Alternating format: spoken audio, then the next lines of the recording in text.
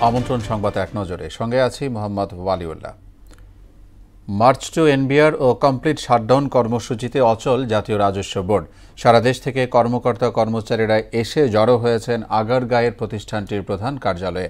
ফটকে অবস্থান নিয়ে যৌক্তিক সংস্কার এবং চেয়ারম্যানের পদত্যাগ নিশ্চিত না হওয়া পর্যন্ত কর্মসূচি চালিয়ে যাওয়ার ঘোষণা দিয়েছেন আন্দোলনকারীরা।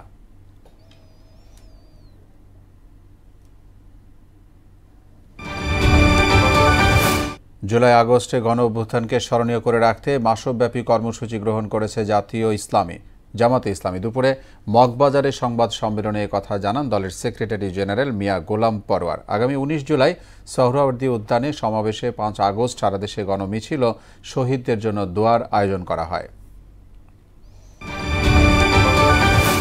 সংস্কার, বিচার ও আনুপাতিক প্রতিনিধিত্ব পদ্ধতিতে জাতীয় নির্বাচনের দাবিতে রাজধানীতে মহাসমাবেশ করছে ইসলামী আন্দোলন বাংলাদেশ। দুপুর ২টায় সোহরাওয়ার্দী উদ্যানে শুরু হয় সমাবেশের মূল পর্ব। এতে সারা দেশ থেকে জড়ো হয়েছেন সংগঠনের অসংখ্য নেতাকর্মী। সভাপতিত্ব করছেন দলের আমির সৈয়দ মোহাম্মদ রেজাউল করিম। আগস্ট থেকে রাজধানীর পল্টন, ধানমন্ডি ও উত্তরায় চলবে বুয়েটের তৈরি ৩ চাকার ব্যাটারি চালিত ই-রিকশা। সকালে ঢাকা উত্তর সিটি কর্পোরেশনে ই-রিকশার প্রশিক্ষণ কর্মসূচি উদ্বোধন করে একথা জানান স্থানীয় সরকার উপদেষ্টা আসিফ মাহমুদ। মাস্টার ট্রেনার তৈরির লক্ষ্যে মোট ৩০০ জন প্রশিক্ষণার্থীর তালিকা প্রস্তুত করা হয়েছে।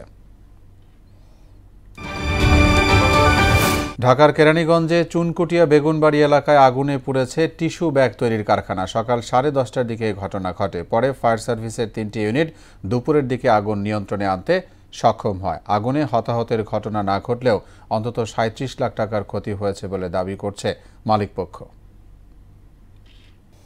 এ ছিল সংবাদ এক নজরে। সবশেষ খবর সবার আগে জানতে মোহনার সাথেই থাকুন। ধন্যবাদ সবাইকে।